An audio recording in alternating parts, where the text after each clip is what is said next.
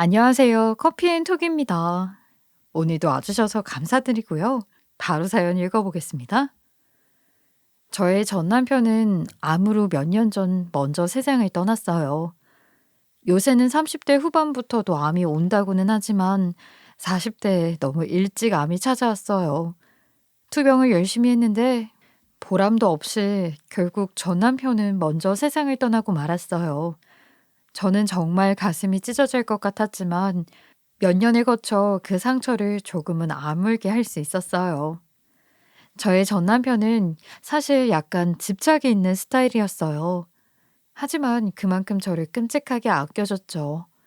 연애를 시작했을 때도 저와 조금이라도 떨어져 있으면 빈번하게 연락을 하고는 했어요. 제가 친구들, 특히 남자가 끼어 있는 친구들과 만난다고 하면 계속 문자를 보내 확인을 하고 전화를 하기도 했죠. 자기 뭐 하고 있어? 대답이 왜 없어? 엄청 재미있나 봐. 덕분에 저는 나중에는 친구들을 만나면서 전 남편에게 중간중간 연락을 하는 것이 습관이 되어 있었어요. 약속 시간이 끝날 때쯤 전 남편이 시간이 있으면 데리러 오고는 했어요. 차를 가지고 와서 저를 태워가니 친구들이 보기에 멋진 남자친구이기도 했죠. 이러는 것을 다른 사람들이 보면 좀 짜증나지 않냐고 할지 모르겠지만 저는 그 정도는 아니었고 어떨 때는 그렇게 관심을 바라는 모습이 귀여워 보이기도 했어요. 전 남편은 결혼을 한 후에도 항상 저에게 관심이 많았어요. 좋게 말하면 과한 관심이고 다시 말하자면 집착이라고 할 수도 있기는 했죠. 전 남편은 항상 제가 무엇을 하는지 관찰하고 있다가 제가 필요로 할 것 같은 것을 미리 해주고는 했어요. 눈치가 빨라서 그런지 저를 편하게 해주었고 배려해줬어요. 예를 들면 갈비탕을 먹을 때 뼈에서 고기를 하나하나 발라주는 작은 일부터 시작해서 제 지갑이 낡은 것을 눈치채고 몰래 지갑을 주문해서 선물하기도 했어요. 이런 것만 보면 참 좋은 남편이었지만 저에 대한 관심이 과할 때는 집착이 되기도 했죠. 언젠가 한 번은 제가 관심 있는 것을 배우러 번화가에 학원에 다닌 적이 있었어요. 그런데 제가 학원 가는 시간에 저를 굳이 따라오겠다고 하는 것이었어요. 제 생각에 저를 따라와 봤자 학원 안에 들어갈 수 있는 것도 아니고 혼자 카페에 앉아 기다리겠다고 하는데 저는 마음이 영 불편할 것 같았죠. 할 일도 없이 따라와서 1시간 넘게 저를 기다릴 필요가 없잖아요. 그래서 따라오지 말라고 여러 번 말하면서 거절했더니 남편은 이렇게 말을 했어요. 아, 내가 하고 싶어서 하겠다는데 왜 그래? 당신 따라가서 당신 기다리는 게 내 즐거움이란 말이야. 못하게 하니까 당신한테는 내가 필요 없는 것 같아서 너무 속상해. 내가 하고 싶은 거니까 나무라지 말았으면 좋겠어. 그렇게까지 말하니 저도 할 말이 없어서 하고 싶은 대로 하게 두었어요. 하지만 제가 학원에 다녀오는 정도는 혼자 하도록 두었으면 싶기도 했죠. 그렇지만 이러나 저러나 저에게 지극정성인 것은 변함이 없어서 집착이 있기는 해도 저에게는 좋은 남편이었어요. 하지만 그랬던 전 남편도 먼저 떠나고 말았죠. 저는 몇 년을 공허한 마음으로 지냈어요. 처음에는 정말 죽을 것 같았지만 지내면서 점차 마음이 아물어갔어요. 몇 년 후에는 전 남편을 생각하면 마음이 아프기보다 그리운 마음이 들게 되었어요. 마치 오래된 일처럼 말이에요. 그렇게 혼자 지내다가 저는 우연한 기회에 현재 재혼할 사람을 만나게 되었어요. 단골집이었던 동네 수선집에서 여자 사장님과 수다를 떨고 있었는데 현재의 남편이 수선집에 들어왔어요. 알고 보니 예전에 수선집 여자 사장님이 함께 일했던 분이었다고 했어요. 비슷한 일을 하다 보니 종종 연락을 주고받는다고 했죠. 그날은 안 쓰는 미싱을 넘겨받기로 해서 온 것이었는데 재혼할 남자는 양복집을 운영 중이라고 했어요. 요즘 말로는 세련되게 테일러라고 하는데 우리 세대는 재단사라고 하는 게 더 친숙한 그런 직업이었어요. 그날 셋이 둘러앉아 이야기를 나눴는데 오랜만에 너무나 즐거운 것이었어요. 대화가 정말 잘 통하고 양복집을 운영하는 현재의 재혼 상대는 마음이 참 착한 사람이었어요. 그래서인지 제 말에 공감도 참 잘해 주었죠. 그리고 자리에서 일어날 시간이 되자 재혼할 남자는 저에게 연락처를 물어보았어요. 저 혹시 다음에도 이야기 나눌 기회가 있을까요? 연락처를 알려주시면 제가 다시 연락을 드리겠습니다. 저는 쑥스러웠지만 연락처를 드렸어요. 여자 사장님은 뒤에서 어머어머 소리를 내면서 본인이 더 신나했어요. 그리고 그 뒤로 저는 그분과 몇 번 더 만나 데이트를 했어요. 처음에는 어색하기도 했지만 저도 재혼 생각이 있었기 때문에 적극적으로 만남을 이어갔어요. 그 남자는 옷 만드는 경력이 30년씩이나 되었다고 했어요.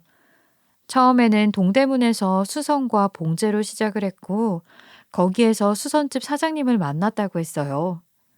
수선집 사장님은 이후에 수선집을 차려 쭉 운영해왔지만 그분은 솜씨를 살려 양복집을 차린 것이었어요.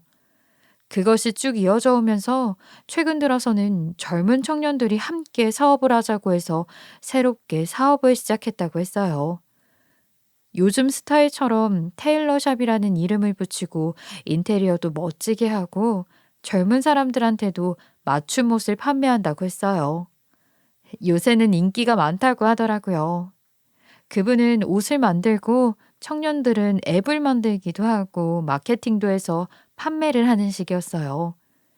이것이 생각보다 잘 되어서 직원도 배로 늘었고 돈도 전보다 안정적으로 잘 벌고 있다고 했어요.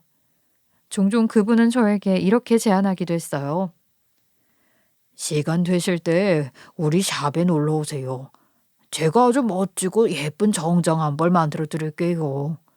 제가 반한 사람에게는 가장 좋은 옷만 입혀주고 싶거든요. 그분은 이렇게 저에게 참 잘 대해주셨어요. 제가 샵으로 찾아가자 정말로 좋은 옷 한 벌을 만들어 선물해주기도 했죠. 이렇게 연락을 주고받는 사이에 저도 점차 마음을 열기 시작했어요. 그렇게 서로에 대해 점점 알아가다가 그분은 저에게 재혼을 하자고 청혼을 하셨어요. 그분도 이혼 후 혼자 살고 있었는데 앞으로 남은 생을 저와 함께하고 싶다면서 말이에요. 쑥스럽지만 청혼합니다. 이후에 남은 생을 저와 함께 해주실 수 있을까요? 제가 이래 배워도 돈도 제법 잘 벌고 요리도 잘합니다. 항상 잘 챙기고 잘할게요. 둘 다 나이가 들었는데 함께 기대면서 살아가고 싶어요. 당신과 함께라면 행복할 것 같거든요. 저도 쑥스럽지만 재혼 요청을 승낙했어요. 그렇게 저희는 재혼을 하기로 했죠. 나이가 들어서 하는 재혼이다 보니 요란하게 준비하지 않고 그저 양가 가족들에게 인사만 드리고 식사만 하기로 했어요. 그래서 일단은 재혼 후 함께 살 집부터 알아보고 살림부터 장만을 하기로 했죠. 그렇게 재혼 준비를 하고 있는데 어느 날 제 꿈에 죽은 남편이 나와 갖은 인상을 쓰며 저를 노려보는 것이었어요. 물론 죽은 남편이 꿈에 나오는 일은 종종 있었지만 주로 살아있었을 때 있었던 일들이 꿈에 나왔고 이렇게까지 전 남편이 꿈에서 인상을 쓰며 나온 것은 처음이었어요. 제가 재혼을 하려니까 남편이 인상을 쓰며 나왔나 싶어 갑자기 신경이 너무 많이 쓰였어요. 저는 그 뒤로 그 꿈이 잊혀지지 않고 자꾸 생각이 났어요. 그래서 고민을 하다가 전 남편의 누나인 시누이에게 가서 물어보기로 했어요.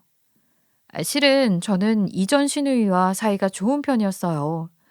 원래부터 성격이 잘 맞는 편이어서 언니 동생 하면서 지내는 사이였죠. 제가 전 남편과 결혼을 했을 때부터 시누이와 친하게 지냈거든요.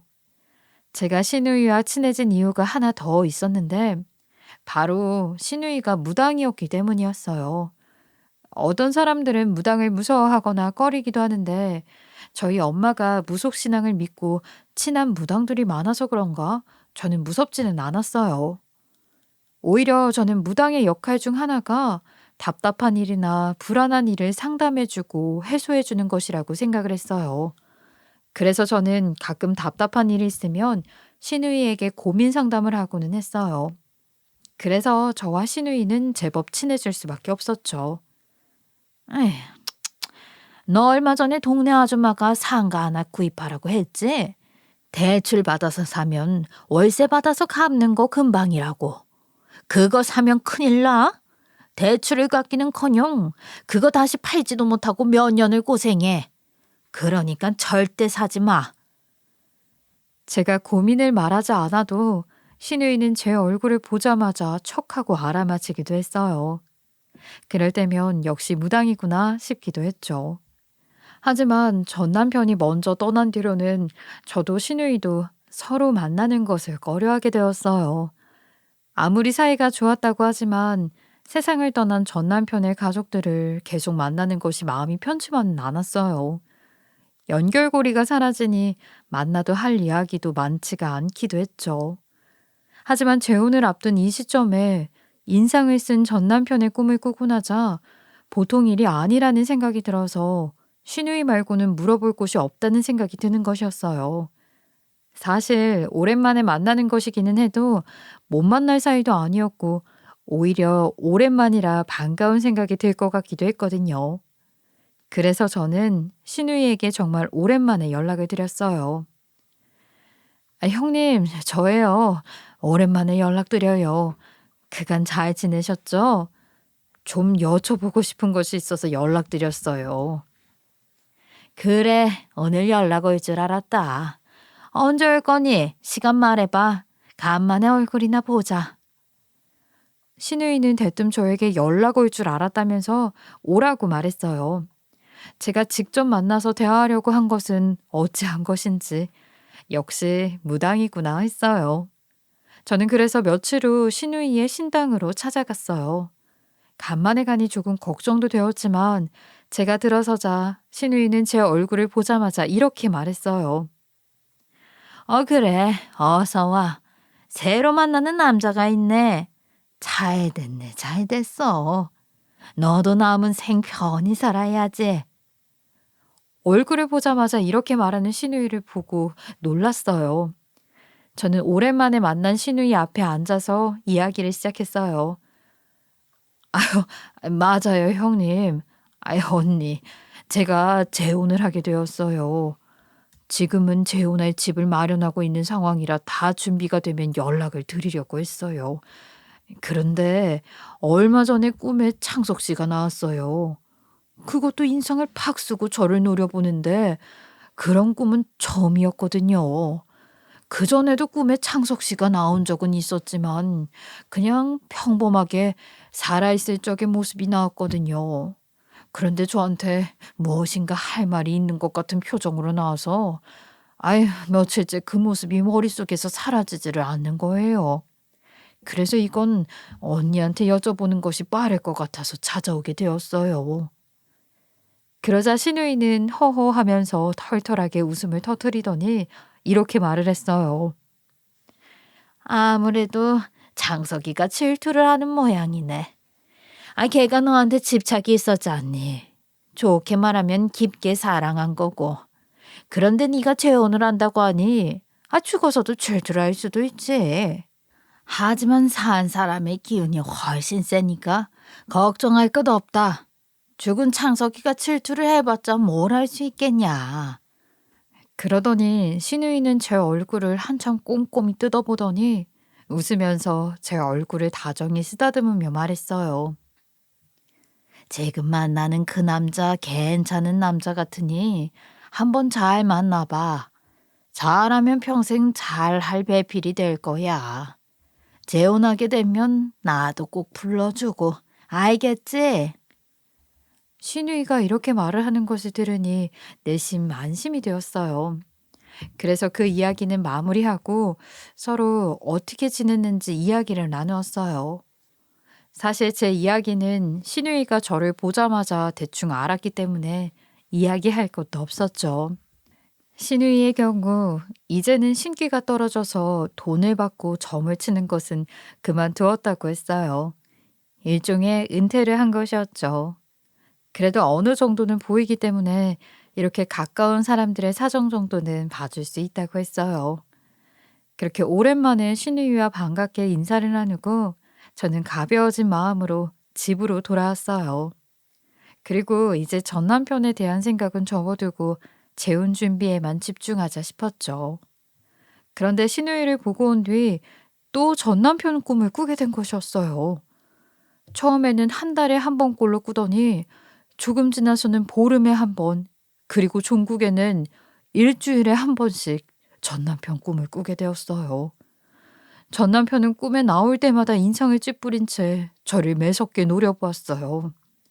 처음에는 그렇게 매섭게 노려만 보았는데 나중에는 점점 말을 하는 것처럼 입을 벙긋거렸어요. 그런데 무슨 말을 하는지는 제대로 들리지 않는 것이었어요. 하지만 화가 잔뜩 난 말투라는 것은 알 수 있었죠. 그렇게 저는 전 남편 꿈에 시달렸어요.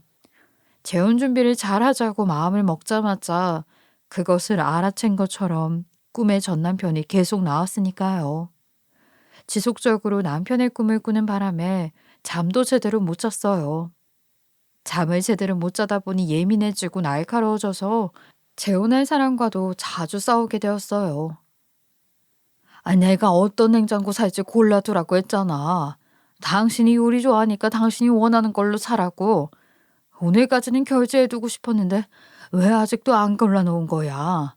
내가 준비할 게 얼마나 많은데 당신도 좀 도와줘야지. 다행히 재혼 상대가 대부분 저에게 져주었지만 그렇게 몇 번 싸우게 되면서 이것도 참 못할 짓이구나 싶었어요. 저도 전 남편 꿈에 시달리고 그러는 바람에 상대도 못 살게 굴고 이 상황이 참 아니다 싶었죠. 그래서 스트레스를 받으면서도 어떻게도 못하고 있는데 어느 날 시누이에게 갑자기 연락이 왔어요. 동생, 생각해보니 그 재혼할 남자 사주를 좀 봐야겠어. 저번에 사주를 보고 가면 좋았을 텐데 내가 깜빡했네. 지금이라도 보는 게 나을 것 같으니 그 남자 생년월일 좀 가져와 봐. 알겠지? 재혼하기 전에 꼭 한번 와야 돼. 저는 안 그래도 시달리던 차에 시누이 말대로 해야겠다는 생각에 재혼할 상대 모르게 생년월일을 가지고 시누이를 찾아갔어요. 시누이는 제가 가져온 재혼 상대의 사주를 받아들었어요. 그러더니 나뭇가지들을 꺼내 툭툭 쳐보면서 무엇인가 혼자 중얼거렸어요. 그러더니 여러 한자를 종이에 써내려가기 시작했죠. 그러고 나서 적은 한자들을 쓱 훑어보더니 접신을 한 듯 강렬한 눈빛으로 저를 쏘아보면서 이렇게 말을 했어요. 안 되겠어. 안 돼. 재혼은 절대 하지 마. 지금 보니까 사주가 아주 안 좋네. 네 사주랑 함께 붙여두면 그 남자가 너를 잡아먹을 사주야. 시누이가 그렇게 말을 하니 저는 정말 당혹스러웠어요. 재혼을 하겠다고 굳게 마음을 먹었는데 전 남편 꿈 때문에 심란한 데다가 시누이까지 이렇게 말을 하니 저도 정말 마음이 혼란스러워졌죠. 제가 아무 말도 못하고 곤란한 표정으로 앉아 시누이를 쳐다보고 있자 시누이는 그런 저를 보더니 이렇게 말을 했어요. 내 꿈에도 창석이가 여러 번 나왔어. 네 꿈에도 갔지? 창석이가 내 꿈에 나와서 절대 그 남자랑 아내를 재혼시키지 말라고 직접적으로 이야기를 하더라. 그것도 아주 무서운 표정을 하고. 네 꿈에서도 분명 말했을 텐데 너도 들었지? 아니요, 저는 못 들었어요. 입을 벙긋거리기는 하는데 뭐라고 하는지 들리지가 않아서. 네 남편이 네 꿈에까지 나와서 경고를 해준데 왜 그걸 못 알아들어? 그 남자랑 결혼하면 큰일이 나니까 꿈에서까지 나와서 말리는 거 아니야. 그러니까 내 말 잘 들어. 죽은 사람까지 나와서 말리는 거면 보통 일이 아니라는 거야. 당장 재혼 취소해라. 너 그러다 죽어. 시누이까지 이런 말을 하니 저는 고민이 깊어졌어요. 그래서 며칠 동안 더 고민을 하다가 결국 재혼할 사람에게 연락을 해서 이렇게 말을 했어요. 저기 제가 생각을 해봤는데 우리가 재혼을 너무 급하게 진행한 것 같아서요. 조금만 천천히 진행했으면 좋겠어요. 저도 이것저것 생각해보고 정리할 것들이 있어서 이해해 줄 수 있을까요? 조금만 생각해보고 다시 연락할게요. 상대에게는 갑작스러운 통보로 느껴질 수 있을 것 같아요. 하지만 몇 달의 전 남편 꿈에 시달린 제 입장에서는 설사 이 재혼이 정말로 파국으로 치닫지는 않는다고 하더라도 이런 상태에서 재혼을 하는 것은 너무나 찝찝했어요. 그래서 조금만 더 시간을 가져야겠다 싶었죠. 저의 이런 이야기를 듣고도 재혼 상대는 저를 이해하고 기다려주려고 했어요. 한두 번 저를 찾아왔지만 저의 어두운 표정을 보더니 자기가 얼마든지 기다리겠다고 마음 정리가 되면 이야기해달라면서 말이죠. 그러다가 어느 날 저희 어머니가 병원 진료를 받게 되셨어요. 저희 어머니는 이미 나이가 아주 많으셔서 정기적으로 병원 진료를 받고 있었는데 최근에 컨디션이 나빠지셔서 진료를 추가로 받게 되었어요. 그래서 제가 어머니를 모시러 나가던 길에 수선집 사장님을 마주쳤어요. 아유, 어디 가요? 많이 바쁜가 보네. 아, 예, 저희 어머니가 요새 건강이 안 좋아지셔서 병원 좀 모시고 가려고요. 그렇게 대답하고 서둘러 어머니를 모시고 병원으로 갔어요. 병원에 도착해서 진료를 보는데 의사 선생님이 하루 입원을 해서 정밀 검사를 해보자고 하시는 것이었어요. 저는 그렇게 하겠다고 말하고 어머니를 병실에 모셔들고 입원에 필요한 물건들을 챙기러 집으로 돌아갔죠. 집에 도착해 물건들을 챙겨서 다시 병원으로 돌아왔는데 어머니 혼자 계실 줄 알았던 병실에 누가 와 있는 것이었어요. 누구인가 싶어서 봤더니 재혼하기로 했던 그 남자였어요. 남자는 어머니와 대화를 하고 있었는데 두 사람 다 즐거워 보였죠. 제가 그 사람을 보고 깜짝 놀라 제자리에 멈춰 서 있자 그 사람이 돌아보면서 인사를 했어요. 그 눈빛은 제가 아주 그리웠다는 듯한 눈빛이었죠. 아이고, 대체 어떻게 여기까지 찾아왔어요? 오늘 어머니 진료가 있는 건 어떻게 알았고, 연락한 적도 없는데 어떻게 온 거예요? 저는 생각지도 못한 그 사람의 등장에 반갑거나 고마운 마음이 떠오르지 않을 정도로 우선 놀랐어요. 그래서 휴게실로 함께 나와 질문을 퍼부었어요. 제가 토끼 눈이 되어서 질문을 하자 그 사람은 웃으면서 말했어요. 수선집 사장님이 저한테 연락을 했더라고요. 우리 사정을 알고 있었거든요. 당신이 표정이 어두운 채로 어머니를 모시고 병원에 간다고 했다고. 큰일이 난 것은 아닌지 걱정이 된다고 말이에요. 아이, 그 이야기를 듣자마자 만나야겠다고 생각했어요. 어느 병원인지는 수선집 사장님에게 들었고 병원에 와서 보호자 이름으로 찾으니 병실을 알려주었어요.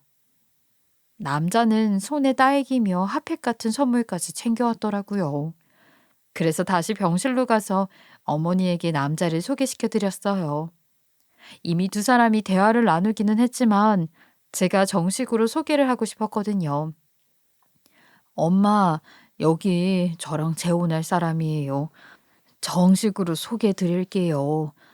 직업은 양복점을 하는데 옛날같이 작은 양복점이 아니라 큰 곳을 해서 돈도 잘 벌어요. 굉장히 착하고요. 저를 참 아껴줘요.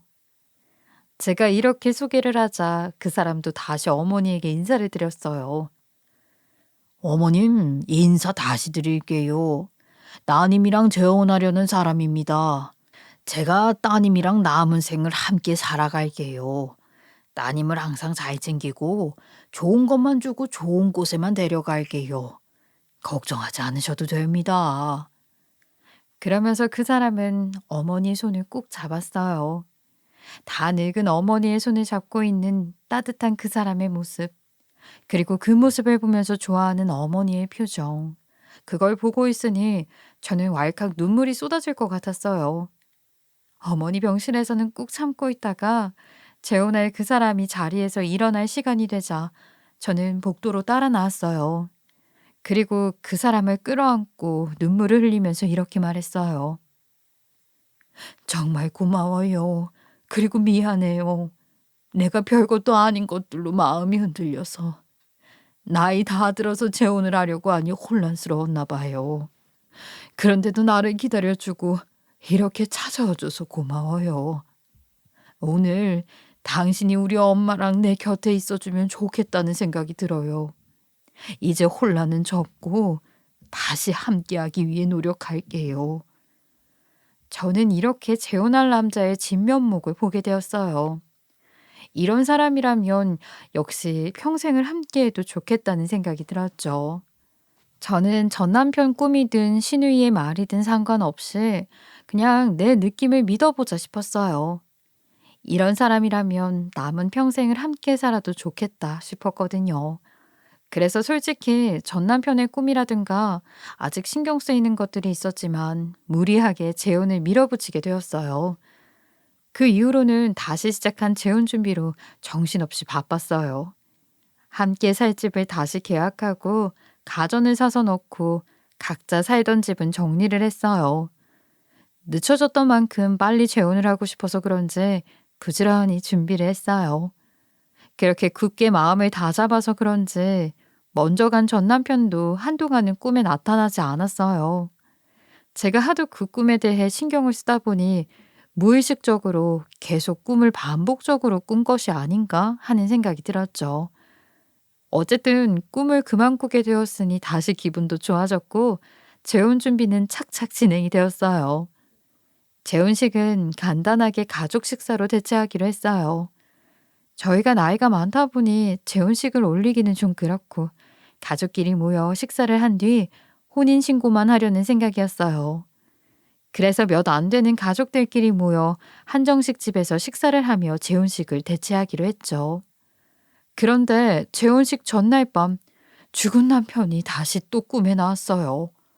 그리고 이번에는 정말 또박또박한 말로 그놈한테 가면 당신 큰일 나 라고 말하는 것이었어요. 저는 소스라치게 놀라 잠에서 깨어났어요. 새벽에 깨어났는데 심장이 쿵쾅거리는 소리가 들려왔어요.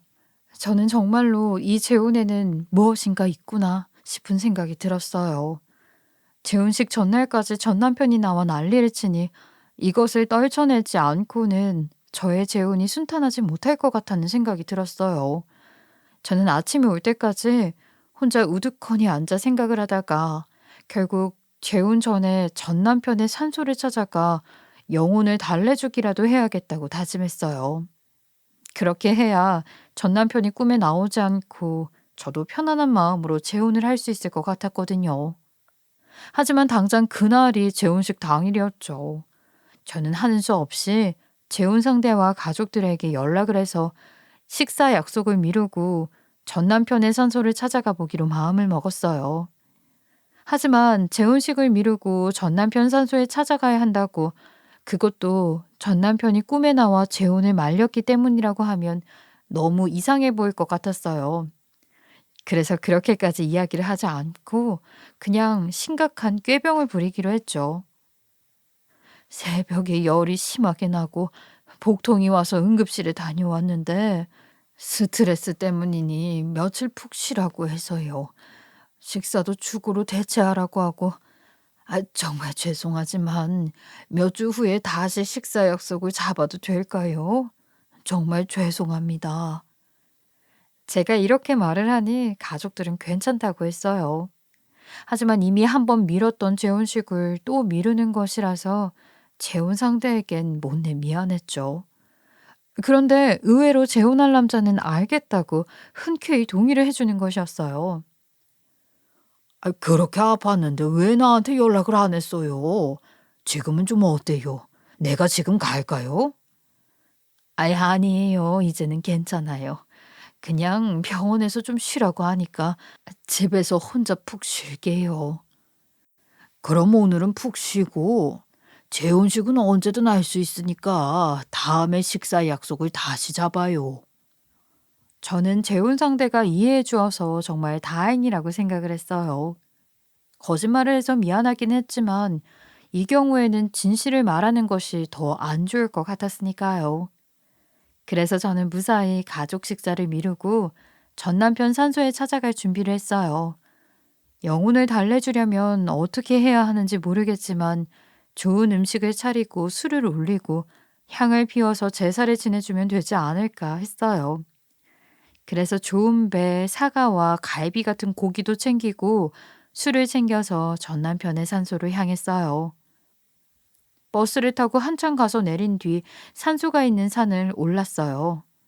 그래서 전 남편의 산소에 거의 도착을 했는데 산소가 있는 곳에서 무엇인가 요란한 소리가 들리는 것이었어요. 점점 가까워져 가며 들어보니 꽹과리와 북소리가 요란하게 들렸어요. 무슨 일인가 싶어서 가보니 글쎄 전 남편의 산소 앞에서 신우이가 구판을 벌이고 있는 것이 아니겠어요? 저는 어안이 벙벙해서 멈춰서서 그 구판을 살펴봤어요. 그런데 조금 후 더 경악할 만한 것을 발견했어요. 거기에는 재혼을 할 곧 남편이 될 사람도 같이 무릎을 꿇고 앉아 굿을 지내고 있는 것이었어요. 저는 제가 잘못 봤나 싶어서 눈까지 비볐는데 분명히 재혼할 그 사람이 있었어요. 어떡할까 망설이고 있다가 저는 일단 무슨 일인지 알아야겠다는 생각이 들었어요. 그래서 가지고 온 음식을 들고 구판이 벌어지고 있는 앞으로 다가갔어요. 그리고 한창 무아지경으로 날카로운 것을 들고 뛰고 있던 신우이를 붙잡았어요. 언니, 이게 다 무슨 일이에요? 잠깐, 그만 멈춰봐요. 그만! 저의 목소리를 듣더니 무릎을 꿇고 기도하고 있던 그 남자도 깜짝 놀라면서 저를 쳐다보았어요.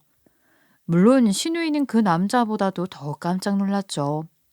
본인이 무당이면서도 귀신이라도 본 양 저를 보고 소스라치게 놀라더니 들고 있던 날카로운 것도 다 떨어뜨렸어요. 그야 놀랄만도 했죠. 당연히 제가 이 산소에 찾아올 것이라고는 그 누구도 몰랐던 상황이니까요. 재혼할 사람에게도 세세히 말하지 않았고 신우이는 아예 몰랐을 테니까요. 이렇게 세 명이 만나기도 어려운 일인데 그런 세 명이 우연히 이곳에 만났다고 하기에는 너무 소름이 끼쳤어요. 마치 죽은 남편이 이곳으로 전부 다 부른 느낌이었죠. 구파는 중단이 되었어요. 한참 구슬하던 신우이와 기도를 하던 재혼 상대 모두 저와 함께 둘러앉았어요. 저는 이게 대체 무슨 일인지 자초지종을 물어보았죠. 당신 여기에서 대체 뭐 하고 있는 거예요? 참, 그 전에 내가 먼저 사과할게요. 새벽에 아팠다고 한 건 꾀병이었어요. 사실 꿈에 자꾸 전 남편이 나와서 나를 노려봤는데 재혼식 전날에도 꿈에서 나와서 당신이랑 재혼하면 큰일 난다고 했어요. 그래서 전 남편이 죽어서까지 질투를 하나 싶어 산소에서 제사를 한번 올려 달래줘야겠다고 생각을 했어요. 어이없게 들릴지는 몰라도 나나 당신을 위해 조금이라도 신경 쓰이는 일은 마무리 짓고 재혼을 하고 싶었거든요. 거짓말해서 미안해요. 하지만 그래도 내가 여기 오는 건 전 남편 산소이니 이해가 되는데 당신이 여기에서 이러고 있는 이유가 뭐예요? 그리고 왜 신우이가 와서 구슬하고 있는 거예요? 그러자 재혼 상대는 우물쭈물하다가 이렇게 말을 했어요. 그게 여기 계신 무당님이 당신의 전 남편 누나인데 당신이랑 재혼하면 큰일 난다고 꼭 구술해야 한다고 해서요. 죽은 동생이 전생에 수만 명의 병사들을 거느리는 장군이었는데 그런 장군의 아내였던 당신을 탐내서 죽은 동생이 화가 났다고 했어요. 그래서 당신도 계속 못 살게 굴고 그래서 당신이 재혼을 망설인 거라면서요. 죽은 동생이 화가 많이 나서 그 화가 재혼할 저한테 갈 거라고 했어요. 그렇게 되면 사업이고 뭐고 다 망하게 되고 당신 건강에도 문제가 생길 거라면서 당신을 지키려면 가능하면 재혼을 물러야 한다고 했어요. 하지만 재혼을 하려면 죽은 동생이 산소에 가서 잘못했다고 기도를 간절히 올리면 가능할 수도 있다고 했어요. 그래서 여기에 온 거예요. 저는 그 말을 듣고 기가 찼어요. 이 모든 것이 신우이의 계략이었다는 것을 알게 됐죠.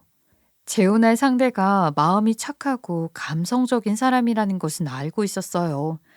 그래서 귀가 얇은 편인 것도 알았는데 무당인 신우이가 와서 제 이야기를 하니 그 말에 깜빡 넘어가 전부 다 믿게 된 것이었어요.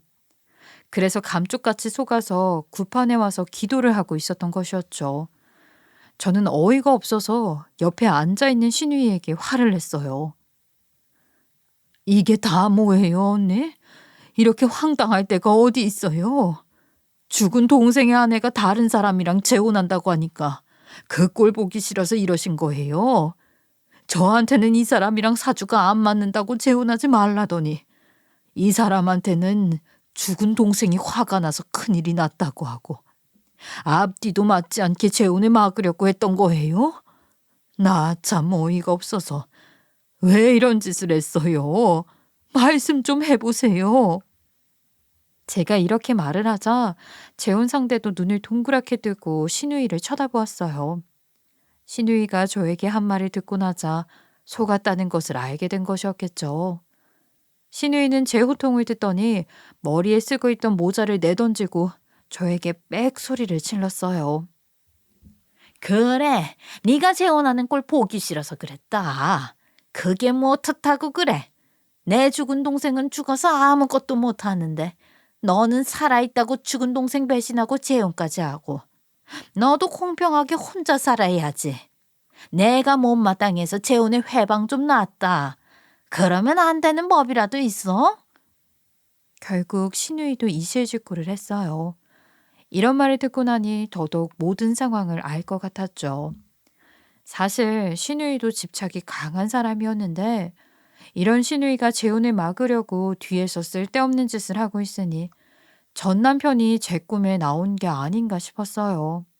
신우이가 재혼 상대에게 쓸데없는 걱정과 불안을 불어넣은 상태에서 재혼식을 올리지 말라고 말이에요. 저는 그런 생각이 들어서 신우이에게 다시 소리를 쳤어요. 언니 동생은 제 꿈에 나와서 언니가 쓸데없는 짓 한다고 경고해 주려고 한 거예요. 어쩐지 전 남편 꿈을 꾸고 나서 꼭 언니를 찾아가 봐야겠다는 생각이 들더라고요. 그리고 그런 짓 하지 말라고 동생이 언니 꿈까지 찾아간 거 아니겠어요? 동생이 꿈에서 저를 재혼시키지 말라고 말한 거 사실이 아니었죠? 이제 그만 포기하세요. 죽은 동생이 아무리 불쌍해도 죽은 사람은 이제 놓아주어야죠. 저도 잊지 않고 재산은 올릴 거예요. 하지만 산 사람들은 산 사람들의 삶을 살아야죠. 언니도 이제 그만 동생을 놓아주세요. 그리고 제 재혼 방해하지 마시고요. 제가 이렇게 말했는데도 신우이가 삐죽거리며 대답이 없자 저는 으름장을 한 번 더 놓았어요. 두고 보세요. 제 꿈에 전 남편이 한 번은 더 나올 거예요. 그때 뭐라고 하는지 들어두었다가 제가 언니한테 알려드릴 테니까 이제 그만 정리하고 내려가세요. 저는 재혼할 남자를 일으켜 산소가 있는 산을 내려왔어요. 내려오면서 이런 황당한 말을 속았냐고 하면서 등을 한번 찰싹 때려주었죠. 물론 저도 그동안 신우이의 말에 계속 흔들렸기 때문에 할 말은 없었어요. 하지만 우리 두 사람 모두 이제 다른 사람들의 말을 필요 이상 귀담아 들을 필요 없다고 생각했어요. 심지어 꿈에 나온 전 남편의 말마저도 말이에요. 그렇게 저희는 집으로 돌아와 다시 재혼식을 올리기로 했어요. 이번에는 조금의 망설임도 필요가 없었죠. 재혼식은 3주 뒤 주말에 다시 잡았어요. 그렇게 수습을 하고 나서 일주일 정도 흘렀을 때 전 남편이 정말로 제 꿈에 다시 나타났어요. 전 남편은 한결 가벼워진 표정으로 저를 보면서 웃더니 이렇게 말했어요. 용서해줘, 잘 살아. 저는 꿈에서도 고마운 생각이 들어 문득 눈물을 흘렸어요. 그리고 꿈에서 깨어나 얄미운 신우이에게 연락을 했죠. 제가 말씀드렸죠. 전 남편이 꿈에 나타났어요. 한결 밝아진 표정으로 저한테 용서해줘, 잘 살아라고 말하더라고요. 제 생각에는 아마 언니를 용서해주라는 말인 것 같아요. 사실 다시 생각해도 괘씸하기는 한데 이후 재혼 생활 행복하라고 전 남편이 응원해 준 것이라고 생각하기로 했어요. 그러니 언니도 저희 재혼식에 와서 축하해 주세요. 2주 뒤에 식사하니까 꼭 나오세요. 제가 이렇게 말하자 신우이는 전화 너머로 엉엉 울었어요. 신우이가 정말 못된 짓을 하기는 했지만 죽은 동생이 그리워 그랬다고 생각하고 덮어주기로 했어요. 물론 제 재혼에 직접적으로 회방을 놓아서 그냥 덮고 넘어가기에는 큰 사건이기는 했죠. 하지만 이후 재혼할 사람과 제가 어떤 일에도 흔들리지 말라고 시련이 왔던 것이라고 생각하고 전 남편 말대로 신우이를 용서해 주기로 했어요. 그러고 나서 2주 뒤 재혼식을 진행했어요. 양가가 모인 자리에서 식사를 하며 담소를 주고받고 저희 둘이 앞에 나와 결혼 선언을 읽고 반지를 교환했어요. 가족들이 소소하게 축하를 해주었죠. 신우이는 안 올 수도 있겠다 싶었는데 그래도 얼굴을 내비쳤더라고요. 물론 제 얼굴을 제대로 쳐다보지도 못했지만요. 그래도 미안해서 그러는 것 같으니 재혼식에 온 것만으로도 좋게 보자 싶었어요. 그렇게 재혼 생활을 시작했고 예상대로 저희 둘은 좋은 부부가 되었어요. 마치 오래전부터 함께 지내던 사이인 것 마냥 참 잘 맞아서 싸울 일도 별로 없었죠. 그리고 그 뒤로 전 남편은 더 이상 꿈에 나오지 않게 되었어요. 제가 새로운 인생을 살게 된 것을 알고 안심하게 된 것 같았죠. 전 남편도 이제 마음 놓고 이승을 떠나간 것이라면 다행이라는 생각이 들었어요.